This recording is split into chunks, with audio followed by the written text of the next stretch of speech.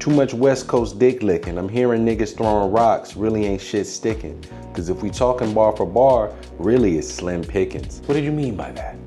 What did you mean by that, Joey? It's East Coast, West Coast beef?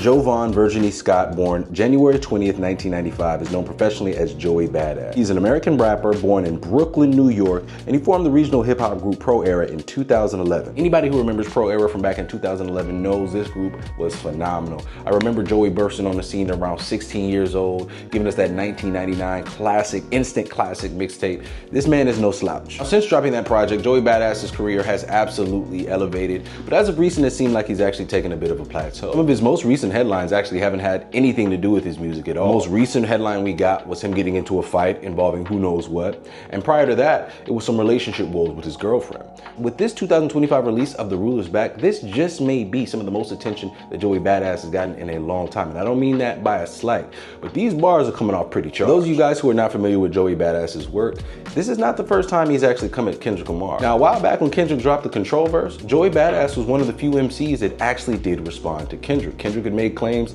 of being the king of New York, and Joey Badass wasn't having it. You gotta respect it. We can't be hypocrites out here. We can't say that we appreciate Control and all of the competitive energy that it incites, and then be mad when people respond to it. That's exactly what we want, especially from phenomenal MCs like Joey Badass. Getting into this record, the main intention of this track seems to be Joey Badass trying to stake his claim that he is back. A lot of times as artists, it's very important to make these proclamations, and for this being a track and a tone that he's trying to set for 2025, I absolutely loved it. Now, for the sake of this breakdown, we're only gonna focus on the parts that we believe are aimed at Kendrick. A lot of what this record encapsulates is some of the common themes in raps. How many whips I purchased, how many blicks I purchased, how much acres I have, you know, things like that. We're here for the meat and potatoes. Now, the lines that I believe are for Kendrick are as follows. I got murals in my city, fuck a nomination. This for every time they left me out the conversation. I think this is a very important line because we just recently got GNX, and the first intro record of that was Whacked Out Murals. Whacked Out Murals, Kendrick actually shared his frustration with seeing that his mural in LA had been whacked out. LA of all places had whacked out his mural. There could be some harkening back to that in this verse from Joey. Following that line, it gets a little cryptic. I'm back by popular demand, again the consistent theme. I'm finna bomb on niggas' plans, fresh off my vacation. I was sitting back watching from an eagle eye, trying not to react. Just give me one reason, I swear I'm on full attack. East Coast nigga till I die. It's clear who the heir apparent king of NY. Now, looking at these lyrics, I don't believe that these are directly targeted at Kendrick Lamar. For a lot of people looking at them, they believe that they are, specifically because we're all the eyes on right now in hip hop besides Kendrick Lamar. So again, maybe a little reach, but some possibility there. The verse that really got the people going was verse 2. All right, now listen to this. Too much West Coast dick licking. I'm hearing niggas throwing rocks, really ain't shit sticking. Cause if we talking bar for bar, really it's slim picking. The prior line seeming more like a sneak diss, calling out the West Coast directly with Kendrick being the top and forefront of the West Coast right now is a bit like, this is like, okay, Joey, you really trying to get them vibes going. Make no mistake, the West Coast had an amazing year, but not just because of Kendrick. You had Tyler's album that dropped, you had Vince Staples' album that dropped, you had Blue Lips that dropped, you also have Ab-Soul's project, as well as GNX and many others in the West Coast. So if you are a person that's trying to play with a little plausible deniability, you could pass that off as, okay, well, Joey Badass is just trying to make this a competitive space because he sees that West Coast is having a resurgence, and maybe he's trying to add a little bit of competitive motivation for the New Yorkers.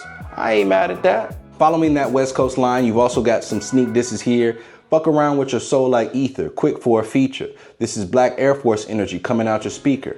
I'm out your reach, your arms too short to box Elohim. Still reigning rap supreme, me and Stilo had a dream. I stand tall in this rap thing like Yao Ming, and won't stop till the crowd sing when I'm crowd king. There's some themes here. For one, Ether being a popular diss track, evoking some beef. People are already thinking in that vein. For you to bring up Ether is one thing. When you bring up the Black Air Forces, which we saw and watched the party die, that Black Air Force energy that Joey Badass is directly referencing here seems to be a callback to Kendrick's album art, as well as the arms too short references, as well as the height bars, man. Anytime somebody gets at Kendrick, it's always about his height. You got Andrew Schultz that came at him because of his height. You got Drake that came at him for his height. Now you got some height bars.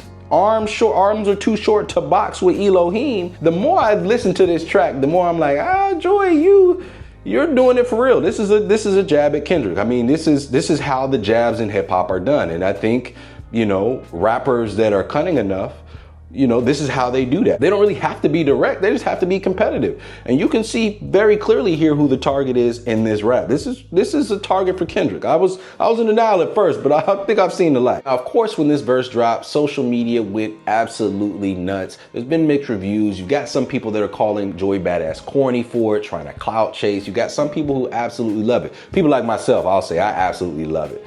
I believe this is what hip hop is all about. It's a competitive sport. You don't have to do it with salacious tea, talking about people's wives and mamas. You can just keep it to the raps. I love this competitive energy. You think about what Kendrick did in that Control verse. This was the spirit of it. When he says he's trying to murder everybody, he wants all their core fans. This is the type of energy and competitive nature that I think even Kendrick would appreciate. Joey Badass is no slouch. To see him kind of getting slandered as a result of coming to Kendrick, I think that's a really unfortunate byproduct, because again, I think this is what the essence of hip hop is about. It's about compete. I am eager to hear what you guys think of the Joey track. Who do you think fares better if they were to get into a battle? Should Kendrick respond? Do you think he's gonna respond? I don't believe that Kendrick responds, especially with everything that he's got going on right now. But I think if he respects Joey enough, he may catch a little sneak diss or a line here and there. We'll see. We'll see, man. But let me know what you guys think in the comment section below. As always, this has been TP Unlocked, giving you guys your hip hop and current event news. Peace.